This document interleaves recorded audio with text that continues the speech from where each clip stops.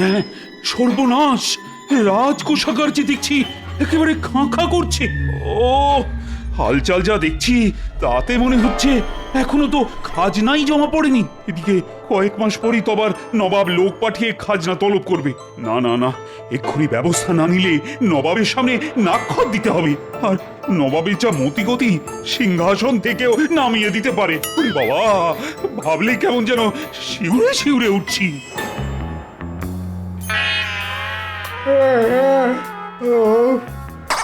এই আলে বাবা, আর কতক্ষণ এরকম ঘাড় গুঁজে বসে থাকতে হবে? করলেই তো অকাজ করবেন, তার থেকে চুপচাপ বসে আছেন এটাই ভালো হচ্ছে নাকি? আর তুমি কি কাজের বেলা কাজই, আর কাজ ফুরলেই পাজি। আই, একে তাকে পাজি বলার আগে নিজে কি সেটা ভেবে দেখেছো? এই তো আপনি এসে গেছেন মহারাজ। আসবো না তো কি, ওই ভোঁ ভোঁ কোষাগারে বসে ধুনো দেব আর আরতি করব। ঠিকই তো, এসব কি আর আপনার কাজ মহারাজ? একে মনে হচ্ছে মহারাজ মেজাজের একেবারে 14টা বাজিয়েই এসেছেন, তার ওপর আবার গোপাল ফোড়ন কাটছে। ফোড়ন ছড়িয়েই তো রন্ধনকে সুস্বাদু করে পরিবেশন করে গোপাল। ওদিকে রাজ সিন্ধুকের অবস্থা বেহাল, আর এদিকে মজলিস হচ্ছে। ওই ব্যাপারটা আপনি আমার ওপর ছেড়ে দিন মহারাজ। এই তোমার ওপর ছেড়ে ছেড়েই তো আজ এই অবস্থা হয়েছে। দেখতে এরকম আমরা আটির মতো হলে কি হবে? পেট যা ভরার মন্ত্রীমশাইয়েরই ভরেছে। পেট আমার ভরেছে, আর ঢেকুর তুলছে গোপাল। এদিকে রাজস্ব আদায় তো ডকে উঠেছে। এখন বাজে বকবক বন্ধ করে কাজের কথাটা বলবে। সেটাই তো বলছিলাম মহারাজ, আমার ওপরে সম্পূর্ণ দায়িত্ব ছেড়ে দিন। আপনি শুধু দেখবেন সবার কাছ থেকে আমি কিভাবে পয়সা আদায় করি। তবে দেখবেন মন্ত্রীমশাই, আপনার খপ্পরে পড়ে যেন বেচারা প্রজাদের প্রাণটা ছপ করে চলে না যায়। এই, তুমি কি বলতে চাইছো বলো তো গোপাল? মহারাজ, গ্রামের বেশিরভাগ চাষি সবেমাত্র ধান বুনেছে, তাই তাদের পক্ষে এই মুহূর্তে খাজনা দেওয়া সম্ভব নয় মহারাজ। তবে এটাও জেনে রাখো গোপাল, সোজা আঙুলে ঘি না উঠলে আঙুল মাঝে মাঝে বাঁকাতেও হয়। না না না, মন্ত্রীকে একটা সুযোগ দেওয়া দরকার। চিন্তা করবেন না মহারাজ, আপনাকে বিপদ থেকে আমি করব উদ্ধার। তাহলে যে এবার একটু নড়ে চড়ে বসতে হয়। এই যে অনেক খাজনা বাকি, দিচ্ছ কেন ফাঁকি? খাজনা মেটাও সবাই, নইলে হবে জবাই। তাই সুরসুর করে দিয়ে দাও দেখি মালকড়ি কি আছে। মন্ত্রীমশাই, চাষবাসে তো এই অবস্থা, এখন কথা কি করে দেব বলুন দেখি? তাই বললে হয়? দিয়ে দে, যা আছে ভালোই ভালোই, না হলে কিভাবে আদায় করতে হয় আমার জানা আছে। না না না, রক্ষা করুন, রক্ষা করুন, যা আছে আমি তাই দিচ্ছি, রক্ষা করুন।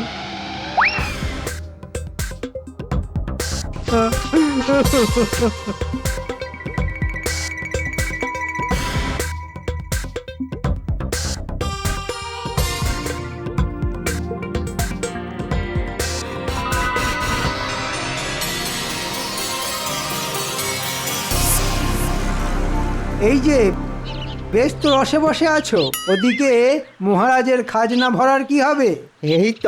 এই তো ধান বুনেছি, ফসল উঠলেই দিয়ে দেব। হ্যাঁ, এটা কি মগের মুল্লুক পেয়েছো যে যা খুশি করবে?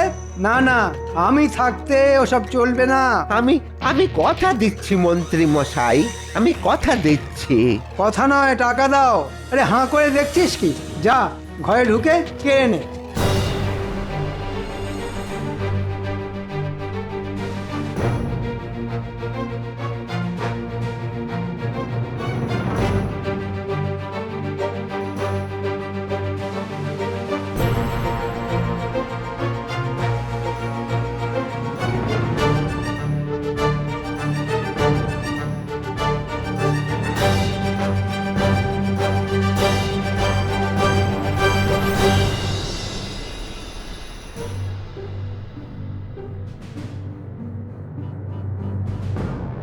এমন ভাবে সব কেড়ে নেবেন না। যা, তবে মহারাজের সাথে দেখা কর গিয়ে। বাঁচালে বাঁচাবে, মারলে মারবে, তবে হালকার ওপর ভারী করে। আজ বেশ ভালোই আমদানি হয়েছে।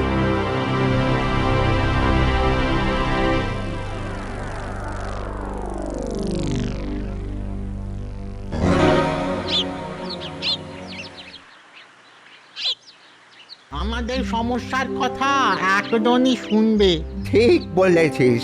এখন এখন আমাদের ওই গোপাল দাদাই ভরসা। আমরা সবাই মিলে বললে গোপাল দাদা নিশ্চয়ই কিছু একটা উপায় বার করে দেবে। হয়তো গোপাল দাদা, চল চল চল সব ভালো করে গিয়ে ওকে ধরি।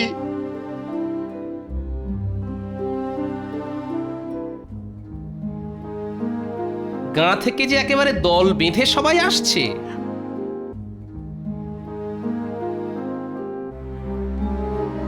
ব্যাপার খুবই গুরুতর গোপাল দাদা। মন্ত্রী মশাই জোর করে আমাদের যা আছে সব কেড়ে নিয়েছে। টাকা পয়সা, গয়নাঘাটি, এমনকি এমনকি ওই জমির দলিলও ছাড়ছেন না। ঠিক যা ভেবেছিলাম তাই। বেচারা প্রজাদের জবাই করে মন্ত্রী বেটা কামাই করতে শুরু করেছে। আর যাদের কিছুই দেওয়ার মুরত নেই তাদের মহারাজের কাছে গিয়ে দরবার করতে বলেছেন। তুমি কিছু একটা করো গোপাল দাদা। এড়ে গরু তেড়ে এলে সরে যাওয়া ছাড়া আর কি উপায় আছে ভাই? তার মানে তুমি আমাদের সরে পড়তে বলছো?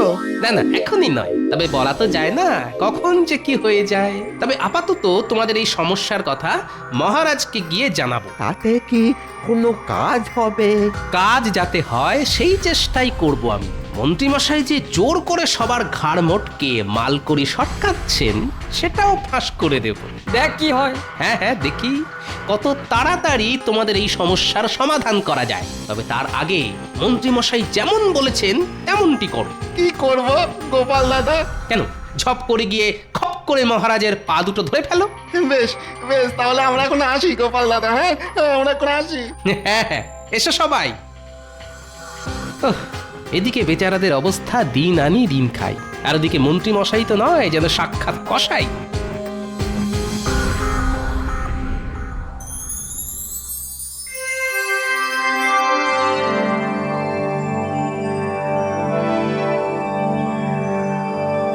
ওরে বাবা, মন্ত্রী এইসব করেছো কি? কেন মহারাজ, আমার যেমন কথা তেমনি কাজ। হ্যাঁ, আরে তাই তো দেখছি। পরে সিন্ধুক তো উপচে পড়ছে। পড়বেই তো মহারাজ, দিনে দিনে দেখুন আরো কত কি হয়। আবার কি হবে মন্ত্রী? এ তো সবে শুরু, এখনো তো পুরো পালা বাকি আছে। তার মানে আরো ধন্দরত, আরো সোনাদানা। ঠিক ধরেছেন মহারাজ, কোষাগারের কোনা কোনা আমি সোনা দিয়ে মুড়ে দিতে চাই।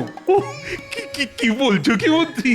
চালাও চালাও মন্ত্রী, যে করেই হোক আমার আরো টাকা চাই। চিন্তা করবেন না মহারাজ, আমি যখন একবার হাত লাগিয়েছি তখন প্রজাদের পাত আমি খালি করেই ছাড়বো। শোনো মন্ত্রী, শুধু কোষাগার নয়, আমি আমার গোটা রাজপ্রাসাদ সোনায় মুড়ে দিতে চাই। ধৈর্য ধরুন মহারাজ, হবে সব হবে। কথাতেই তো আছে সবুরে মেওয়া ফলে।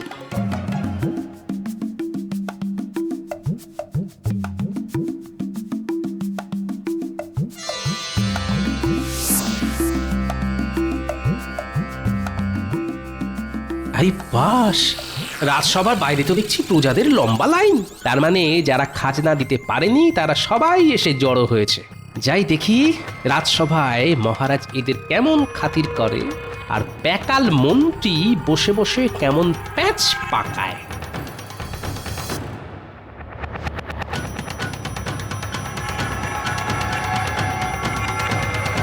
আরে সকাল থেকে যে দেখছি প্রজাদের ঢল নেমে গেছে। মহারাজ, আমরা তো সকলেই চাষবাস করে খাই, এখনই খাজনা দেবার পয়সা কোথায় পাবো মহারাজ? ভালো ফসল হলেই আমরা খাজনা ওই কড়ায় ঘন্টায় সব শোধ করে দেব। শোনো একবার, জানে একেবারে মামার বাড়ি আবদার। যা সামান্য কিছু জমানো আছে সেটাও যদি দিয়ে দিই তাহলে সংসার পরিবার নিয়ে যাবো কোথায়, আর খাবোই বা কি মহারাজ? না না না, ওদের অসুবিধের কথাও তো শোনা দরকার। কিন্তু প্রজাদের কথা শুনে মনে হচ্ছে ওরা বেশ কষ্টেই আছে। ও, ওদের কষ্টে যেন আপনার আর চোখে ঘুম আসছে না রাজপণ্ডিত। প্রজারা যেখানে খেতে পাচ্ছে না সেখানে সেখানে ঘুমানোর কথা আসছে কোথা থেকে মন্ত্রী মশাই? মন্ত্রী মশাই তো জানেন, কাজের মধ্যে দুই, খাই আর শুই। আমাদের কথা একটু ভাবুন মহারাজ। যা ভাবার আমার ভাবা হয়ে গেছে। আপনি ঠিক কি ভেবেছেন সেটা তাহলে ওদের বলে দিন মহারাজ। হ্যাঁ হ্যাঁ, বাচ্চা ছেলের মতো বায়না না করে এখন মানে মানে সবাই খাজনা দিয়ে রাজকোষাগার ভরে ফেলো দেখি। কিন্তু এটা তো জোরজার মুলুকতার হয়ে যাচ্ছে মহারাজ। আচ্ছা, তাহলে এবার তুমি আমায় শেখাবে যে কি করে আদর করে খাজনা আদায় করতে হয়, তাই তো? মহারাজ, আপনি পিতা, প্রজারা আপনার সন্তানের মতো। আপনি যদি ওদের কথা না ভাবেন তাহলে ওরা কোথায় যাবে? যেদিকে দু চোখ যায় সেদিকে যাবে। এখানে থাকতে গেলে খাজনা দিয়েই থাকতে হবে। মন্ত্রী ঠিক বলেছে। ভদ্রলোকের এক কথা, গুনে গুনে খাজনা দাও, রাজ্যে থাকার সুযোগ পাও। তাহলে খাজনা দিতে না পারলে বেচারারা সর্বহারা হয়ে যাবে মহারাজ। এই তো, এতক্ষণে একেবারে ঠিক বুঝেছ। সবাইকে না একেবারে ভিটে মাটি ছাড়া করো। আর তোমরাও কান খুলে শুনে নাও, তোমরাও যে যেদিকে খুশি চলে যেতে পারো, শুধু আমি থাকবো, আমি আর থাকবে আমার সোনাদানা হিরে জহরত ভরা কোষাগার। আর আমি থাকবো না মহারাজ? আমি যে আপনার সব সময়ের সঙ্গী মহারাজ। হ্যাঁ হ্যাঁ, আরে তুমি তো থাকবেই। তোমাকে ছাড়া কি আর আমার চলে মন্ত্রী? আপনি মহান মহারাজ। এবার আমার চালে গোপালও মাত হয়ে গেছে। এবার দেখ কেমন লাগে।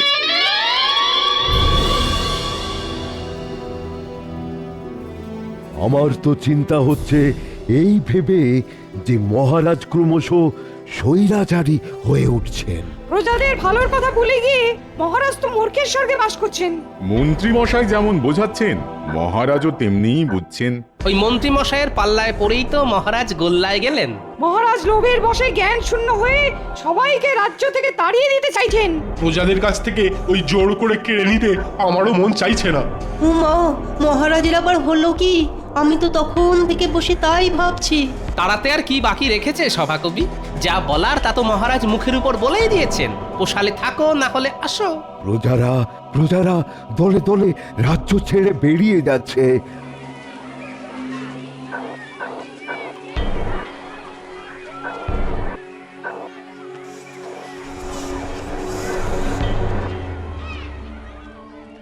না না, এখন আমাদের প্রজাদের পাশেই থাকা দরকার। আমরা সবাই চলে যাব। রাজ্যে পড়ে থাক শুধু মহারাজ আর মন্ত্রী। চলুন তাহলে শপথ করি, লজ্জা ঘেন্না ভয় তিন থাকতে এই রাজ্যে আর নয়। চলে তো যাব, কিন্তু কিন্তু যাব কোথায়? আর এইভাবে চলে গিয়ে কি মহারাজকে কোনো শিক্ষা দিতে পারবো? মহারাজ কি নিজের ভুল বুঝবেন? সে ব্যাপারটা আমার উপরেই ছেড়ে দিন রাজবৈদ্য। কাকে ধরে কি কাজ হয় সেটা আমি ভালোই জানি।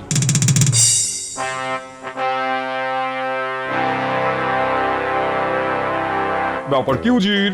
অনেকদিন হয়ে গেল কিন্তু কৃষ্ণনগরের কোনো খবর নেই।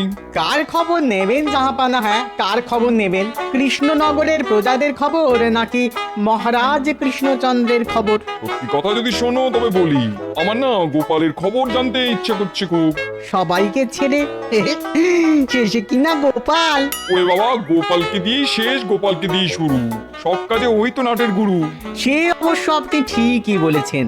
গোপালের বুদ্ধির প্যাঁচে পড়ে আপনি কম নাকানি চোবানি কি খেয়েছেন? হ্যাঁ, কি বললে উজির?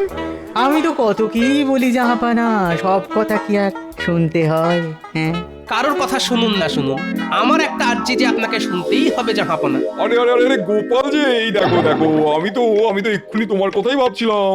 শয়তানের কথা ভাবছিলেন, শয়তান এসে হাজির। এ তো আমার পরম সৌভাগ্য। বলো বলো বলো বলো গোপাল, কি তোমার আর্জি? আমি চাই কৃষ্ণনগর রাজ্যটা পুরো কাঁটা তারের বেড়া দিয়ে ঘিরে দিন জাহাপনা। হ্যাঁ, সে কি? আবার কি? দিন না জাহাপনা, দেখবেন এতে আপনার লোকসান ক্ষতি কিচ্ছু হবে না। যাই করবেন একটু বুঝে শুনে করবেন জাহাপানা। উজির ঠিক বলেছে। আগে আমার অনেক ষড়যন্ত্রের হাত থেকে কৃষ্ণনগরকে বাঁচিয়েছে গোপাল, কিন্তু আজ কেন উল্টো কথা বলছে?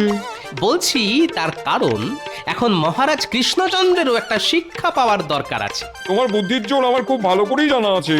তাহলে আপনি এটা ভালো করে বুঝতে পারছেন যে আমার আর্জি যদি আপনি মঞ্জুর না করেন তাহলে আপনিও বিপদে পড়লেও পড়তে পারেন। কি গোপাল তো আপনাকে ভয় দেখাচ্ছে জাহাপানা? হ্যাঁ, ভয় দেখাই আর ভক্তি করি, কৃষ্ণনগরকে বাঁচাতে এটা আমাকে করতেই হবে জাহাপনা। বেশ বেশ, তোমার কথা রাখতে কৃষ্ণনগরের চারিদিক আমি ঘিরে দিতে বলছি। শুধু ঘিরে দিলেই হবে না, তার ধারে ধারে আপনার পাহারাদারদেরও বসিয়ে দিতে হবে। আর পরে আর কি করতে হবে সেটাও ঠিক সময়ে আমি বলে দেব। তাই হবে। তুমি কিন্তু কথা দিয়েছো গোপাল যে এতে আখেরে আমারই লাভ হবে। আপনিও আমার কথা মিলিয়ে নেবেন।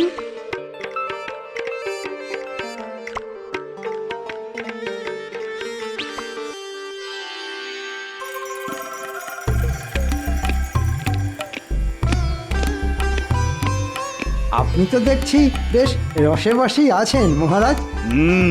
তা খুব একটা খারাপ কিছু বলনি মন্ত্রী। এই বেশ, কেমন ঝামেলাও নেই, ঝক্কিও নেই। আপনাকে খুশি দেখে আমিও খুব খুশি। তবে এই ফাঁকা সভা দেখে মনটা না কেমন খাঁ খাঁ করছে। এই নিয়ে আপনি কিছু ভাববেন না মহারাজ, ওই দুষ্টু গরুর থেকে শূন্য গোয়াল ঢের ভালো। তা যা বলেছ, খাজনা নেব শুনে সবাই এমন রে রে করে তেড়ে এলো। তবে আমি যখন আছি তখন আপনার কোনো অসুবিধা নেই। সেই জন্যই তো দেখছো না আমি কেমন পায়ের ওপর পা তুলে ফল খাচ্ছি। আর আমিও আপনার মাথাটা খাচ্ছি। ওদিকে আদায়পত্র সব ঠিক মতো হচ্ছে তো মন্ত্রী? না দিয়ে যাবে কোথায় সব, আমি একেবারে কড়া নজর রাখছি। তুমি তাহলে ওদিকটা দেখো, আমি বরং এদিকটা দেখি।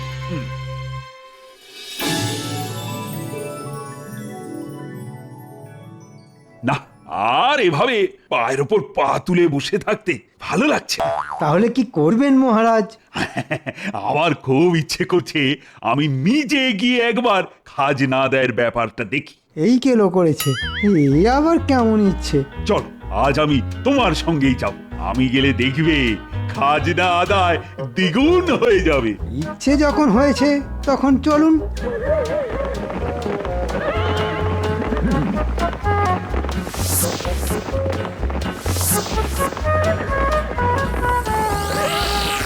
এ কি মন্ত্রী, এ তো দেখছি লোটা কম্বল নিয়ে সবাই বাড়ি ছেড়ে চলে গেছে। হ্যাঁ, মানে তাই তো দেখছি মহারাজ। রাজ্যে সব দোকানপাটও তো দেখছি বন্ধ হয়ে গেছে। মনে হচ্ছে দোকানিরা যারা ছিল সবাই চলে গেছে। সর্বনাশ, এইভাবে চললে যে রাজবাড়িতে খাবারের অভাব দেখা দেবে। খাজনা দেওয়ার ভয়ে সবাই সরে পড়েছে মহারাজ। সরে পড়েছে বললেই হলো? হয় সবাইকে ধরে নিয়ে এসো, না হলে বাইরে থেকে খাবার নিয়ে এসো। আরে কিছু একটা করো মন্ত্রী। দেখছি মহারাজ কি করা যায়, কিন্তু কি যে করি। এবার না আবার নতুন কোনো বিপদ হয়।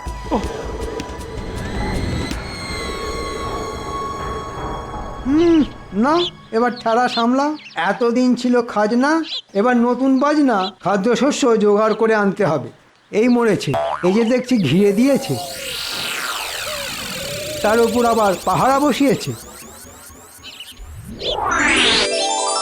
এই এই কে রে, কে রে? লুকিয়ে লুকিয়ে ঢুকছিস? নবাবের আদেশ আছে, কেউ এখান দিয়ে ঢুকতেও পারবে না আর বেরোতেও পারবে না।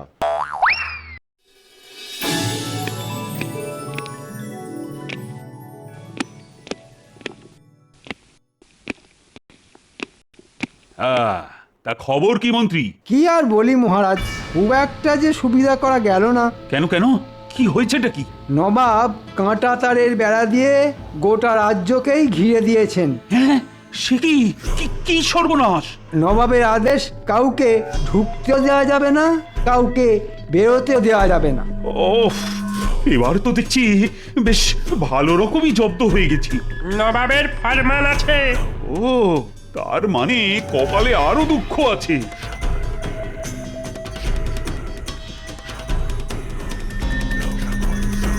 নবাবের আবার কি চাই মহারাজ?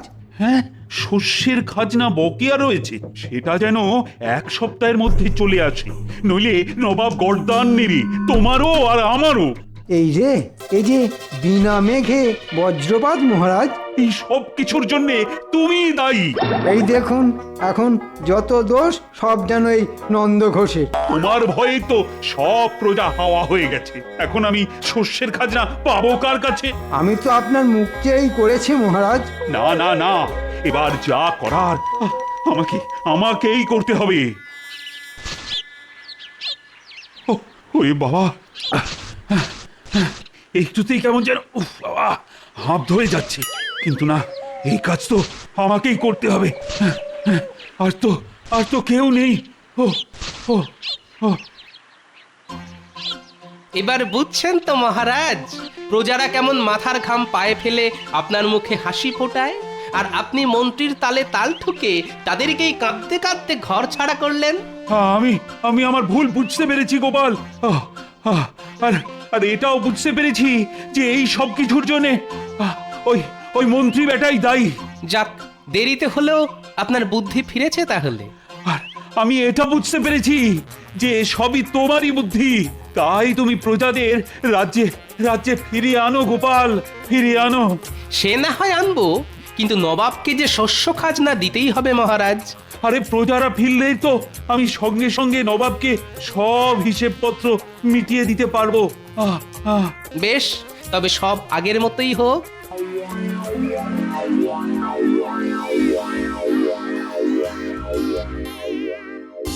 ওরে বাবা, ও আর পারছি না, এবার আমায় ছেড়ে দিন মহারাজ, এবার আমায় ছেড়ে দিন। কেটে কেটে যে পেটে দড়ি পড়ে গেল মহারাজ, এবার আমায় ছেড়ে দিন। এবার মন্ত্রী টের পাবে আমাকে বিপথে চালাতে গেলে কিরকম শাস্তি পেতে হয়। এতদিন পেটে খেয়েছেন, এবার একটু পিঠে শুয়ে নিন মন্ত্রী মশাই। জয় গোপাল ভাঁড়ের জয়।